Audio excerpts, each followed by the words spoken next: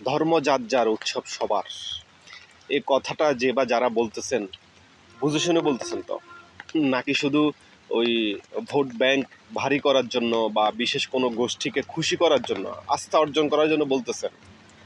একটু বুঝে শুনে বললেন ভাই। কারণ আপনারা যাদের ধর্মীয় উৎসবে গিয়ে এই কথাটা বলতেছেন, তাদেরকে কি কখনো একটা রোজা রাখাইতে পারছেন? যে তোমাদের ধর্মীয় উৎসবে তো আমরা আনন্দ করি, আমরা সম্মতি প্রকাশ করি, আমরাও আসি, তোমাদের সাথে যোগদান করি, তোমরা আমাদের রমজানে আসো, একটা রোজা রাখো, ইফতার করো, আমাদের সাথে সেহরি খাও। পারছেন কখনো? পারেন নাই। তাদেরকে কি কখনো কোরবানির ঈদে একটা গরু জবাই করাইতে পারছেন? যে আমরা তোমাদের ধর্মীয় উৎসবে আসি, নাচানাচি করি, আমরা তোমাদের সাথে আনন্দ করি, একাত্মতা প্রকাশ করি, উৎসব সবার, তোমরাও আসো, কোরবানি ঈদে একটা গরু জবাই করো, বা একবেলা গরুর গোস্ত খাও আমাদের সাথে।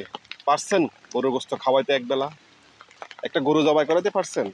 পারেন নাই, কিচ্ছুই পারেন নাই। এই যে দুই ঈদে আমরা নামাজ পড়ি, রোজার ঈদে, কোরবানির ঈদে, এক ওয়াক্ত এক রাকাতকে নামাজ পড়াইতে পারছেন? ঈদের নামাজ, যে আমাদের সাথে ঈদে আসো, ঈদের নামাজ পড়ো, আমরা তোমাদের ধর্মীয় উৎসবে যাই, তোমাদের সাথে থাকি, তোমরাও আসো। পারছেন ঈদের নামাজ পড়াইতে? পারেন নাই। তো হুদাই ধর্ম যার যার, উৎসব সবার, শুধু নিজেকে বিলিয়ে দিচ্ছেন, বিকিয়ে দিচ্ছেন।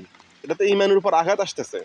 কারণ অন্য ধর্মের তারা তো আমাদের ধর্মের সাথে একাত্মতা প্রকাশ করে না, আমাদের ধর্মীয় উৎসবে আসে না, আমাদের সাথে আনন্দ করে না, রোজা রাখে না, কোরবানি দেয় না, গরু গোস্ত খায় না, ঈদের নামাজে যায় না। তাহলে আপনি কেন শুধু শুধু মুসলমান হয়ে বলছেন ধর্ম যার যার, উৎসব সবার?